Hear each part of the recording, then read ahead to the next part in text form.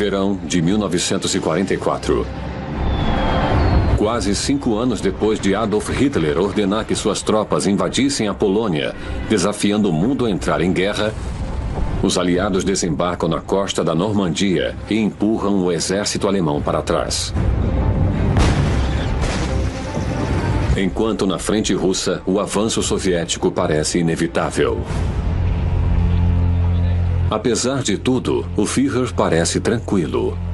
O jeito de Hitler parecia sugerir que tudo não passava de um pequeno revés, no que seria um caminho miraculoso e predestinado. Mas a crença inabalável de Hitler em uma vitória gloriosa se choca com a visão de seus generais do alto comando. Muitos dos grandes comandantes começaram a se perguntar o que nós vamos fazer com Hitler. Lutando assim, a Alemanha será destruída.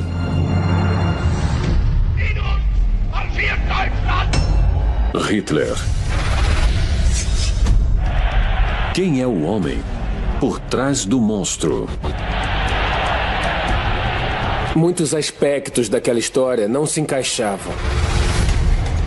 De adolescente solitário a herói nacional.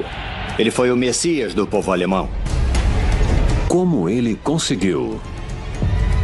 Foi tudo uma encenação, um espetáculo.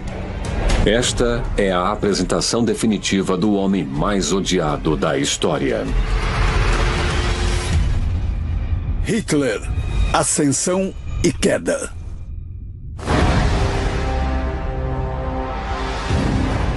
(7 de julho de 1944). Adolf Hitler chega ao castelo Klesheim, na Áustria, para desempenhar seu papel em uma importante missão. Os alemães precisam desesperadamente confirmar sua superioridade. Para isso, a equipe de propaganda do Führer promove eventos para que ele discuta o que chama de Wunderwaffe, armas prodigiosas. Um refrão repetido por Hitler no período final da guerra era: aguentem firme, as armas prodigiosas vêm aí. Com certeza, ao sugerir a possibilidade de armas prodigiosas, ele dava aos oficiais, aos soldados e ao povo uma razão para combater até o mais amargo fim. Durante anos, cientistas recrutados pelo nazismo foram incumbidos de desenvolver superarmas capazes de mudar o rumo da guerra. Elas incluíam um jato de caça, o Me-262, submarinos gigantes e um tanque de quase 200 toneladas.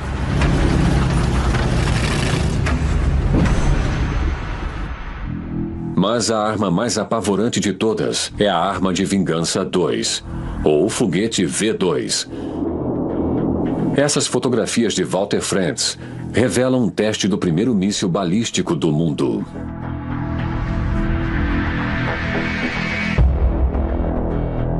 O desenvolvimento do V2 é tão secreto que Hitler proíbe Frantz de divulgar as imagens. Pode-se dizer que ele estava mergulhando em um estado delirante. Nenhuma daquelas armas individualmente mudaria o rumo da guerra. Diferentemente do povo alemão, alguns militares do exército não engolem a visão de Hitler. A oposição não vinha dos altos escalões do oficialato, não eram os generais, mas o que nós chamamos hoje de oficiais de campo. A guerra de Hitler levara todos ao desastre. Suas decisões mais recentes haviam sido bastante catastróficas. 20 de julho de 1944. A Toca do Lobo, quartel-general do Führer na frente oriental. Na hora do almoço, Hitler está a caminho da reunião diária com seus conselheiros militares graduados. 12:30, a reunião começa com um debate sobre como usar melhor as unidades do exército baseadas na Alemanha.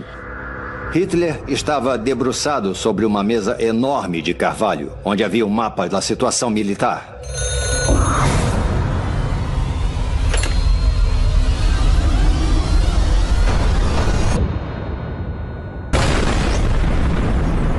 A mesa inteira evaporou embaixo dele.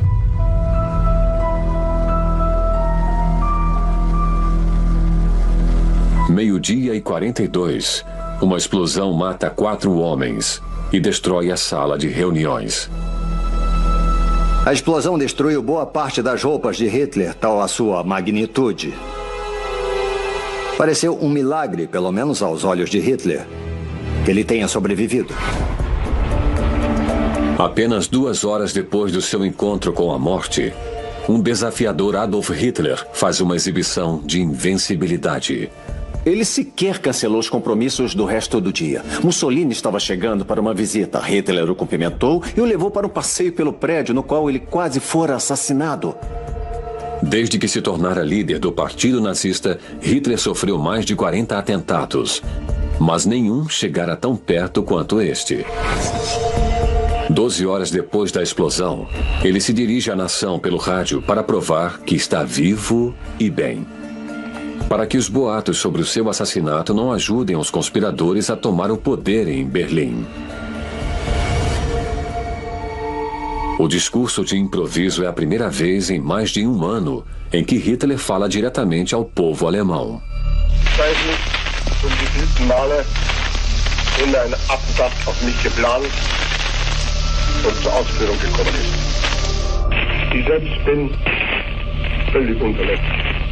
Nur ganz kleine Ausschöpfungen, Prellungen oder Verbrennungen. A voz dele era inconfundível. Até alguns conspiradores ouviram a transmissão de rádio e pensaram consigo mesmos: deu tudo errado, nós fracassamos. Ich fasse das als eine Bestätigung des Auftrags der Vorsehung auf, mein Lebensziel weiter zu verfolgen, so wie ich es wieder getan habe. A conspiração para matar Hitler foi liderada pelo chefe do Estado-Maior do general Friedrich Fromm, o coronel Klaus von Stauffenberg. Retirar Adolf Hitler, um cara na fronteira da insanidade que levaria a Alemanha para o buraco, e substituí-lo por estadistas e líderes militares mais racionais abreviaria a guerra e poderia manter o poderio alemão intacto. Stauffenberg colocou uma pasta com uma bomba a poucos metros dos pés de Hitler. Sua morte deveria ser o sinal para um levante militar cujo nome código é a Operação Valkyria.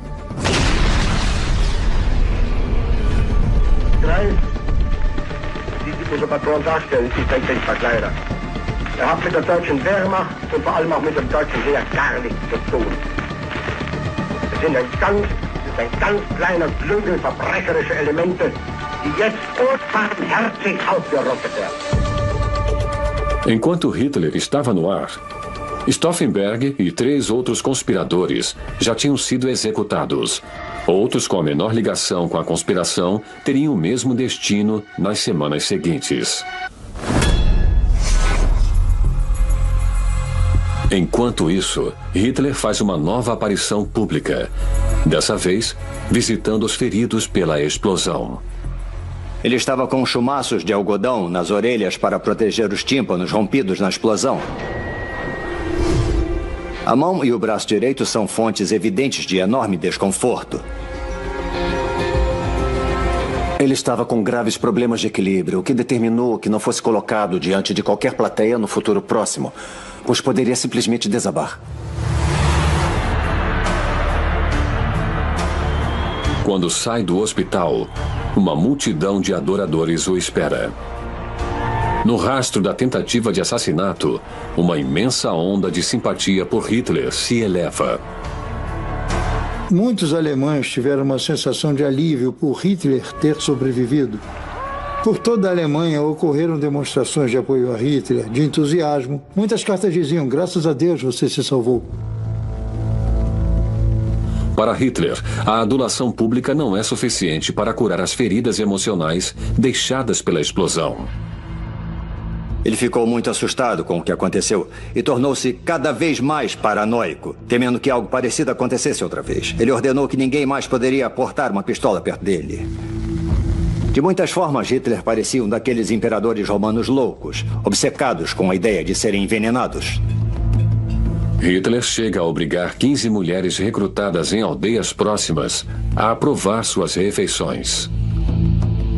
Depois que comiam e permaneciam vivas, elas caíam num choro de alívio porque estavam trêmulas de pavor de que aquela fosse sua última refeição. Havia traidores em cada esquina. Traidores no secto, traidores no partido, traidores nos altos escalões do oficialato, traidores por toda parte. 23 de julho de 1944. Muitos dos mais experientes generais de Hitler foram substituídos por meras vacas de presépio. Para demonstrar lealdade, a Wehrmacht torna a saudação Heil Hitler obrigatória para todos os militares. As forças armadas não são mais capazes de montar uma conspiração para derrubá-lo. Movido pela sede de vingança, Hitler está pronto para deflagrar um reinado de terror sem igual. 7 de agosto de 1944. 2 semanas após a tentativa de assassinato de Hitler, o Führer terá a sua vingança. Todos os conspiradores do coronel Klaus von Stauffenberg, que ainda não haviam cometido suicídio, têm que ser publicamente humilhados em uma série de julgamentos teatrais no chamado Tribunal do Povo. Hitler quer aquilo que se tornou conhecido por toda a Alemanha como vingança de sangue.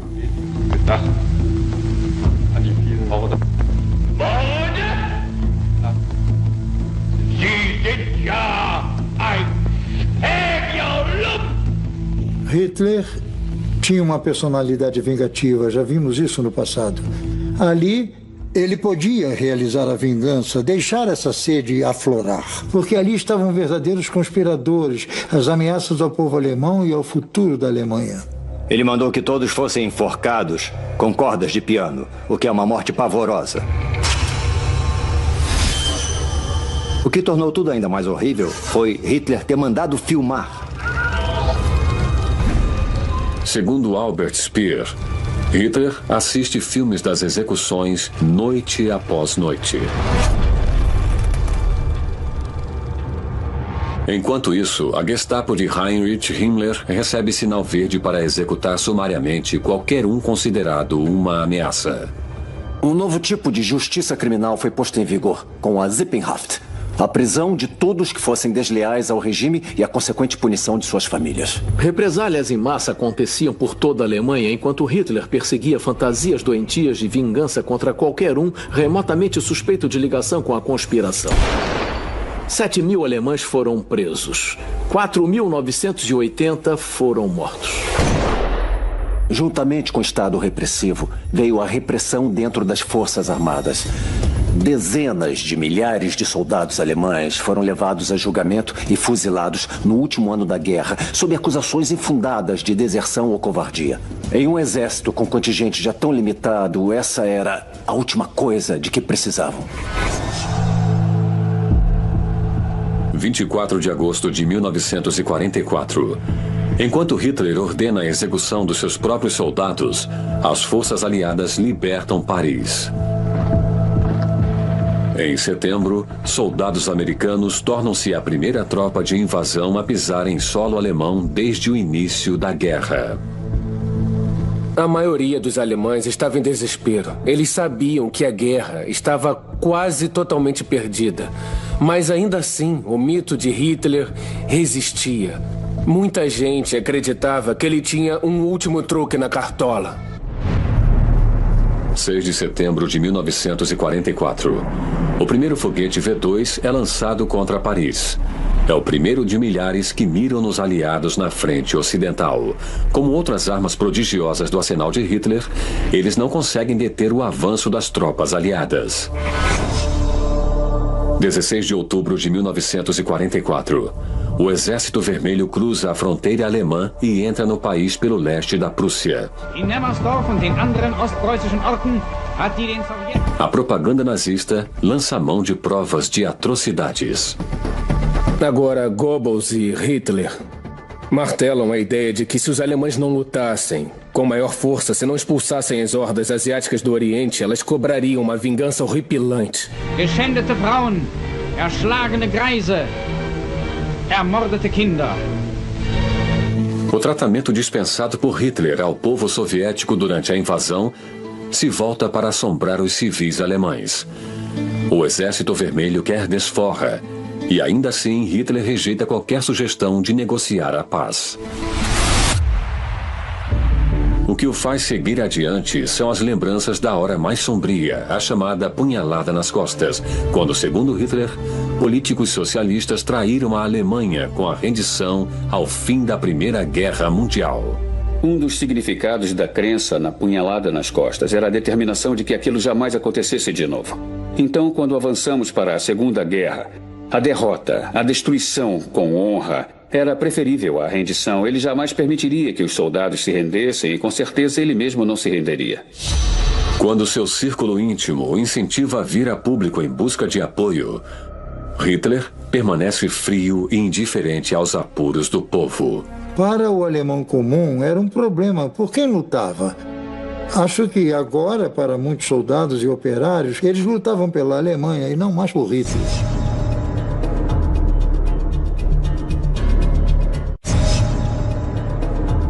Hitler parece cego às consequências da falta de aparições públicas. Em vez disso, ele se concentra em reverter o rumo da guerra, algo que acredita ser o único capaz de fazer. Se não fizesse alguma coisa logo, cedo ou tarde, seria esmagado entre dois fogos, com os aliados ocidentais de um lado e a Rússia do outro. Para Hitler, a melhor chance de sucesso seria enfrentar os aliados. Ele não tinha muita crença na capacidade das tropas americanas. Usando as divisões Panzer, Hitler quer atacar pelo meio, entre as forças americanas e britânicas na floresta das Ardenas, e tomar o porto de Antuérpia, principal fonte de suprimentos dos aliados. Foi a última grande jogada de Hitler. Se conseguisse dividir aqueles exércitos, ele retardaria muito o avanço dos aliados pela Europa Ocidental, o que lhe permitiria rechaçá-los. Então ele viraria o seu poderio contra o exército soviético que avançava pelo leste. Os generais de Hitler sabem que estão calamitosamente mal equipados para um ataque dessas proporções. Eles não têm combustível ou aparelhamento militar. E mesmo se conseguirem chegar a Antuérpia, o alto comando informa a Hitler que não há meio de garantir o porto. Ele ignorou tudo e disse para acreditarem nele: vamos desestabilizar o inimigo no Ocidente como fizemos em 40. 16 de dezembro de 1944, Hitler lança a Operação Névoa de Outono. Um confronto melhor conhecido como a Ofensiva das Ardenas.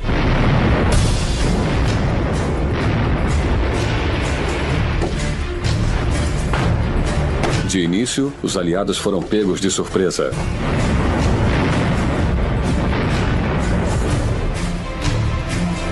Mas a Alemanha perde 300 aviões e 100 mil homens em apenas 40 dias de combate. A cartada de Hitler é um fiasco.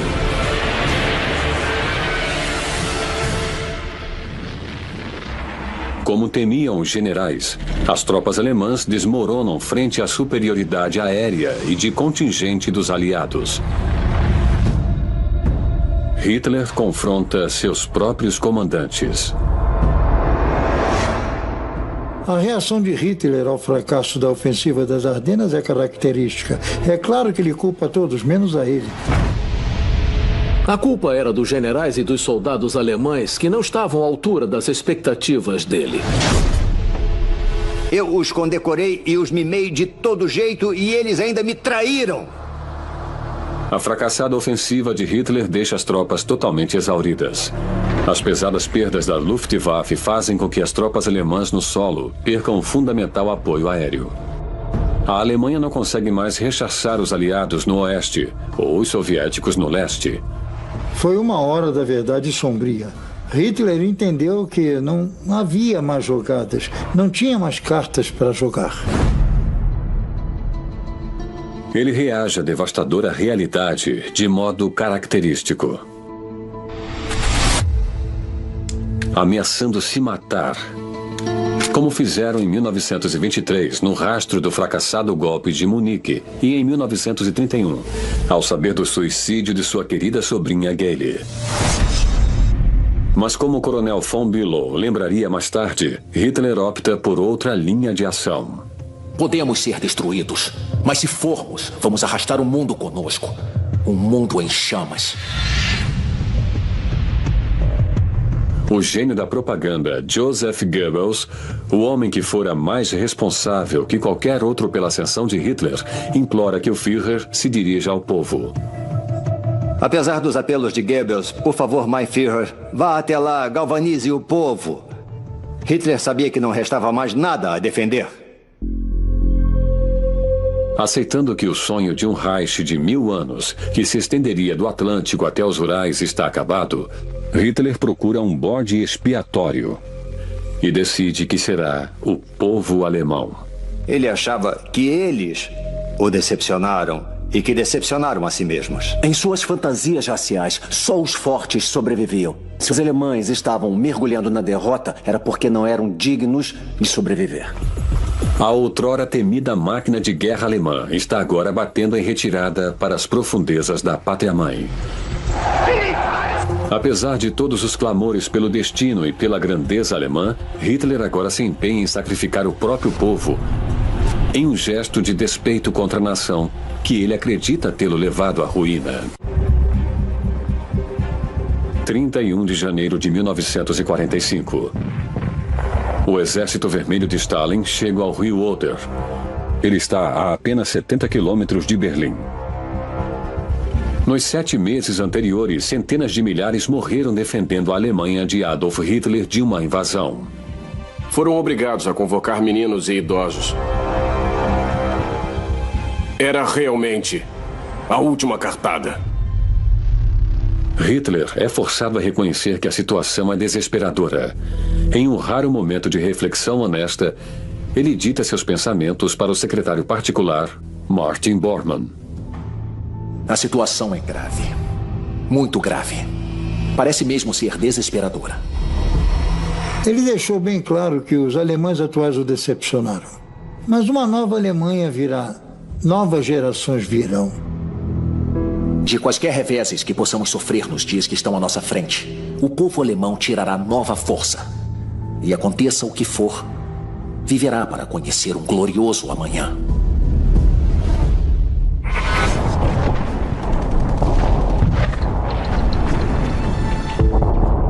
Hitler se recolhe a um complexo de casamatas embaixo da chancelaria do Reich, em um ato de desafio.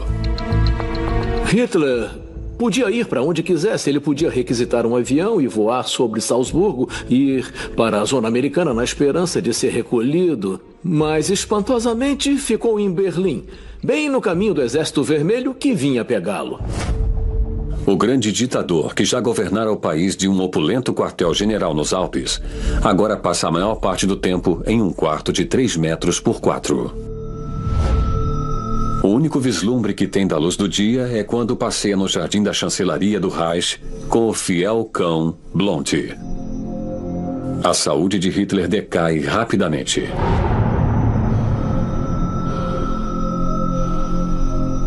Ele parecia um velho e agia como um velho. Cambaleava, estava incoerente e se enfurecia cada vez mais. Os mais próximos dele achavam difícil saber exatamente o que ele pensava. Estava completamente desesperado ou ainda tinha esperança?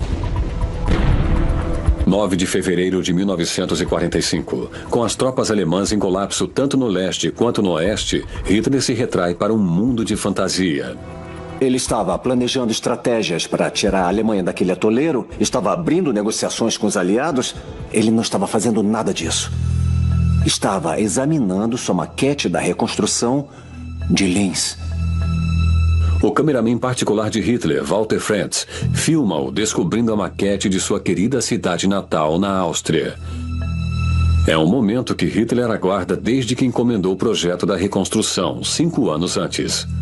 E lá estava ele, como um garotinho, com uma antiga paixão infantil renascida. Ele observa cada detalhe.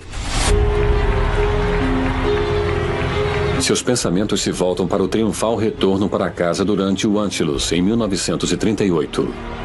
Desde então, o exército alemão havia pilhado os maiores monumentos de toda a Europa para realizar o sonho dele.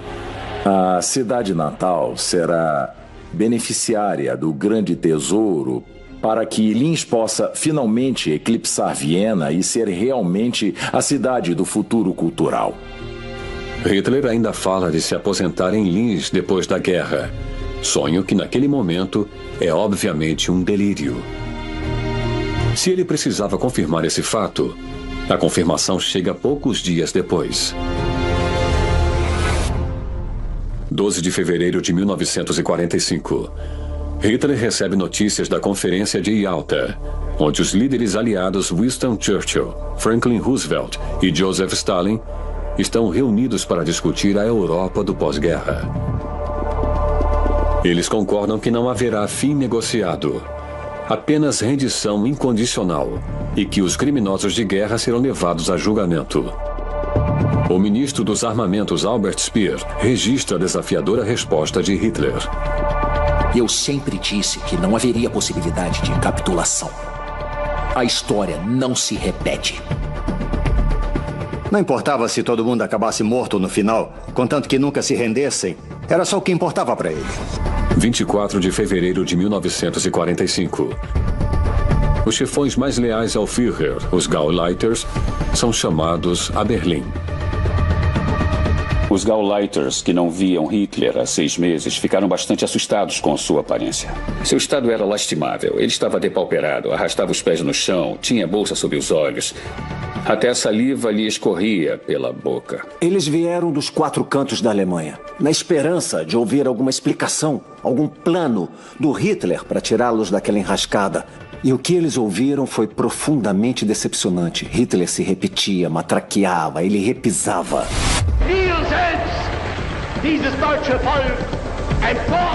Hitler procura se refugiar no passado, recordando carinhosamente seu primeiro discurso como chanceler, quando, com o poder da oratória, teve a nação nas mãos. Por horas a fio, ele tagarela sobre os triunfos passados, quase sem mencionar o pesadelo em que o país se encontra. Pela primeira vez desde os primeiros dias do partido, aqueles nazistas ferrenhos não se convenceram com o que ele tinha a dizer. Mental e fisicamente, ele não conseguia mais inspirá-los e não conseguiria salvar a Alemanha. Parecia mais um velório. Foi o velório antes do enterro do Terceiro Reich. A guerra estava perdida catastroficamente. Tudo pelo que lutaram, fracassara. Adolf Hitler está prestes a fazer com que seus compatriotas sintam a agonia final dos seus fracassos. Sem soluções políticas para o dilema da Alemanha, a única opção de Hitler é desencadear o apocalipse. 3 de março de 1945. Em uma rara saída do bunker de Berlim, o Führer da Alemanha, Adolf Hitler, visita o quartel-general do exército na frente ocidental, a apenas 60 quilômetros ao norte da capital. Meses de reveses militares custaram-lhe caro. Todos os filmes de Hitler eram cuidadosamente monitorados em busca de algum sinal de sua decrepitude física. Na penúltima aparição para a câmera, dava para ver claramente que o braço esquerdo dele tremia. Há pelo menos 2 anos, Hitler tem um incontrolável tremor no braço esquerdo, um espasmo no joelho esquerdo e um andar arrastado. Com apenas 55 anos, os sintomas são tão graves que abalam sua autoridade. As pessoas não o respeitam. Pause esse quadro bem aqui. Olhem bem, antes, Hitler estaria de pé, comandando o ambiente, com as pessoas olhando para ele. Nessa situação em particular, ele está sentado. E a diferença de altura significa que as pessoas estão olhando de cima para Hitler, em vez de Hitler olhar de cima para elas, que é o que um líder faz. É um homem alquebrado e sabe que o fim está próximo. 7 de março de 1945. A mulher que ficou ao lado de Hitler nos últimos 13 anos, Eva Braun, chega a Berlim. As pessoas ficaram chocadas, pois sabiam que Hitler ordenara que ela não viesse. Ele queria que Eva ficasse em segurança longe de Berlim, mas ela decidiu que queria ficar com Hitler. Ela sabia que ele nunca sairia daquele bunker vivo e ela queria ficar lá junto com ele. 15 de março de 1945. Hitler recebe um memorando do ministro dos Armamentos, Albert Speer. A economia alemã pode estar apenas a 1 mês do colapso. Quando isso acontecer, eles não poderão mais lutar na guerra. 4 dias depois, Hitler chama Speer ao bunker. Ele está determinado a destruir a Alemanha em vez de se render. Hitler exige que Speer destrua a infraestrutura alemã pela estratégia da terra arrasada, mais tarde conhecida como o Decreto de Nero, em homenagem ao imperador que se acredita ter incendiado Roma. A notícia de que a guerra estava perdida liberou Hitler para ser o radical que sempre acreditou ser. Em Mein Kampf, Hitler declarou que a Alemanha seria uma potência mundial ou não seria nada. Quando percebeu que a guerra estava perdida, ele cumpriu a palavra. Usinas elétricas, fábricas, estradas, represas, tudo deveria ser destruído. Eles iriam deixar o povo alemão sem nada. Mesmo para um crente fervoroso como Speer, e ele era um crente fervoroso, a ordem de Nero era mais que excessiva. Speer se esforça para convencer o exército e os chefes regionais do partido a ignorar as exigências de Hitler. Ele foi o primeiro-ministro nazista a desobedecer abertamente ao Führer. Um sinal claro de que o absoluto controle de Hitler estava enfraquecendo. No bunker, ele estava completamente fora da realidade. Ele não conseguia enxergar o que estava acontecendo no país e eu duvido que soubesse que estava sendo desobedecido. 20 de março de 1945.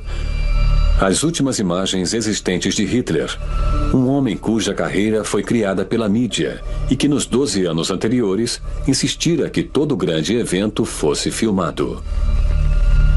Eles se reúnem com um grupo da juventude hitlerista que lutava para proteger Berlim e ter a honra de morrer pelo Führer. Hitler enalteceu a juventude hitlerista que era realmente leal. Ele os elogiou por defender Berlim. Havia grupos que faziam rondas e prendiam quem tentasse fugir, depois enforcavam essas pessoas nos postes. Para preservar a credibilidade de Hitler, a censura corta esse ângulo da câmera do filme. A mão treme violentamente e ele a esconde. Fica claro que ele está arruinado. Ele se agarrava a alguma notícia e achava que poderia ser algo positivo. Depois caía no desespero. Hitler esperava que a providência divina tirasse algum coelho da cartola.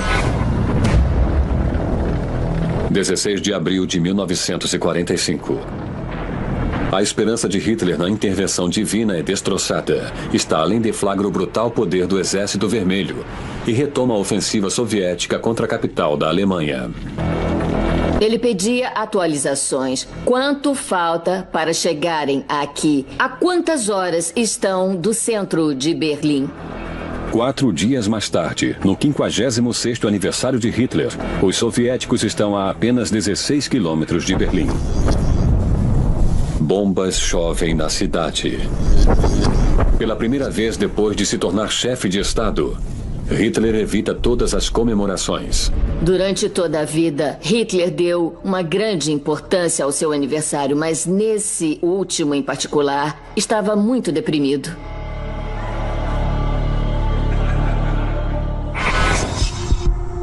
22 de abril de 1945. Hitler recebe a notícia de que a 3ª Divisão Panzer da SS não realizou a contraofensiva que ele ordenara. O ato equivale a uma traição. Pela primeira vez, Hitler admitiu publicamente que desistira. A fachada já não existia, havia desabado completamente, só restava uma casca que acabara de admitir que a batalha estava perdida. Este é com certeza o momento em que decidiu que ia acabar com tudo e verbalizou isso. Hitler diz ao séquito que vai ficar em Berlim e se matar no último momento. Depois quer que o corpo seja queimado. Esta decisão leva Hermann Göring, seu simpatizante e representante de longa data, a lhe enviar um telegrama surpreendente. Ele recebeu notícias de Göring que conseguiu fugir para a Baviera dizendo: "Caro Führer, você está isolado em Berlim. Não pode fazer muita coisa, então é melhor eu assumir o comando." Göring quer o posto mais alto da Alemanha. Para Hitler era absolutamente inaceitável. Só existia um Führer. Então ele descobre que o chefe da SS, Heinrich Himmler, vinha tentando negociar com os aliados. Ele ficou furioso. Para Hitler, a lealdade a ele era um traço de caráter fundamental. Uma vez quebrado o laço, era a pior coisa que alguém poderia fazer a Hitler.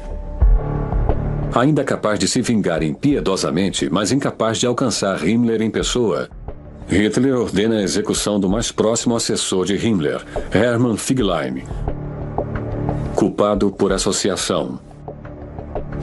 Menos de um ano antes, Hitler celebrara o casamento de Figelein com a irmã de Eva Braun, Gretel. Apesar dos apelos desesperados de Eva e do fato de Gretel estar prestes a dar à luz a um filho de Figelein, Hitler caracteristicamente não mostra clemência e manda fuzilar Figelein por deserção. Ele sempre foi capaz de absoluta crueldade e sempre realizou todos os seus desejos. Ele não se submetia às vontades das outras pessoas. 23 de abril de 1945. Os vingativos soldados de Stalin se lançam sobre Berlim. O alvo é o bunker de Hitler. Para Adolf Hitler, o jogo está quase acabado. Ele tem apenas uma carta na manga. –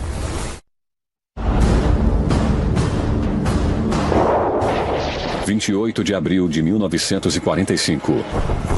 O outrora poderoso líder nazista Adolf Hitler está confinado em um bunker embaixo da chancelaria do Reich, enquanto os soldados soviéticos descarregam sua fúria sobre Berlim. Ali ele recebe a espantosa notícia de que Mussolini, seu velho amigo e ícone político, fora assassinado e teve seu corpo pendurado ao lado do cadáver da amante em uma praça de Milão. Hitler estava muito ansioso. Aquilo não aconteceria com ele. Isso fortaleceu sua decisão de suicídio.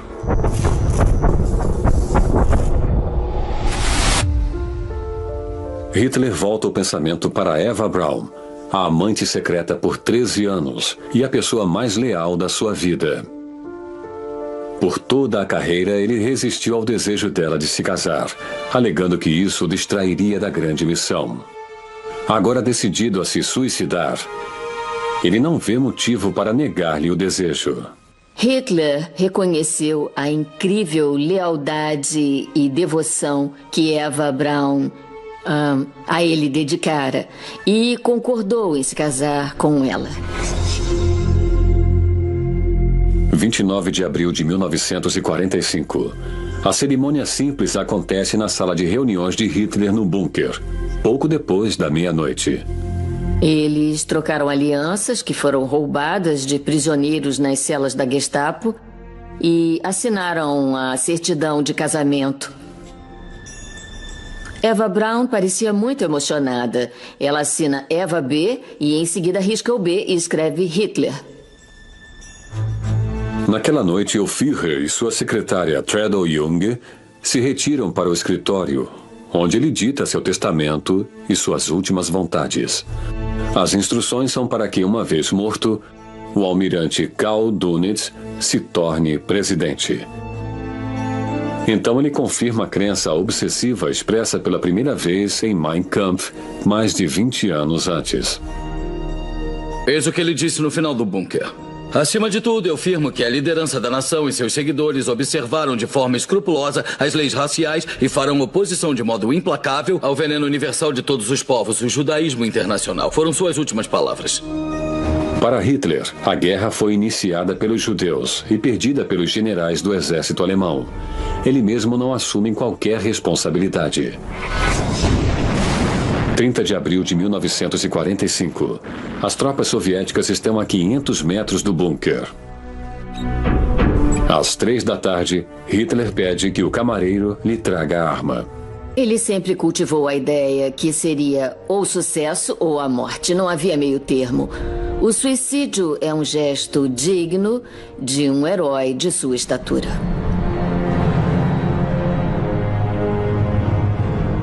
A mulher de Hitler, Eva, de 33 anos, prefere tomar cianureto e morrer com ele.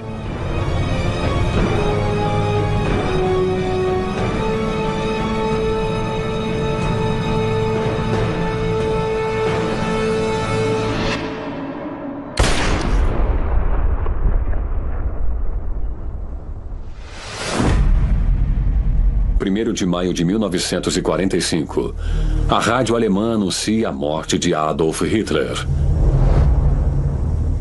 Para preservar o mito do heroísmo, a transmissão afirma que ele morreu combatendo os soviéticos. Uma onda de suicídios acompanha o anúncio. O nazismo é uma seita mortal. É uma ideologia que exige lealdade e devoção abnegadas a um ideal e a um líder. E, é claro, qual o melhor modo das pessoas demonstrarem esse tipo de lealdade do que tirando as próprias vidas? Com o Messias morto, a seita se desintegra rapidamente. Para muitos alemães, o feitiço acabara, o laço se rompera, Hitler estava morto. De certa forma, estavam liberados do compromisso. Em breve, os aliados controlarão a Alemanha. Enquanto as imagens do Führer são queimadas publicamente, seus seguidores se apressam em apagar qualquer associação com ele e com os nazistas. 6 de maio de 1945. O momento que Adolf Hitler tentou evitar por toda a sua carreira política vai acontecer. Os remanescentes do regime nazista enviam o general Alfred Jodl para assinar a rendição incondicional da Alemanha. Ao redor do mundo, 60 milhões de homens, mulheres e crianças estão mortos. 7,5 milhões são pessoas do povo, vítimas da batalha. Vítimas dos campos de extermínio, vítimas do sonho insano de um homem. Um homem que veio de uma cidadezinha austríaca e cuja credibilidade foi estabelecida por uma mentira nascida de um conflito sangrento. Um homem cuja autorreferência foi inflamada pelo dom da oratória. Hitler tinha um incrível magnetismo, ele era capaz de tocar o fundo da alma dos alemães. Um homem a quem a revolucionária utilização do cinema deu o poder para tomar o controle de uma nação.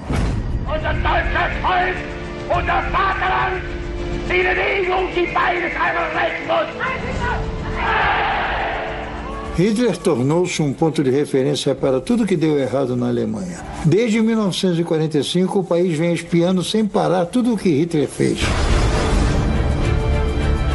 O poder do legado de Hitler é tanto que somente em 2015 foi dada a permissão para que seu tóxico manifesto, Mein Kampf, fosse reeditado. Somos ensinados a não ver o mundo em preto e branco, a sempre reconhecer que há muitas matizes e gradações. Porém, no caso do Hitler, é muito difícil vê-lo como outra coisa que não seja a personificação do mal. Versão brasileira Audiocorp.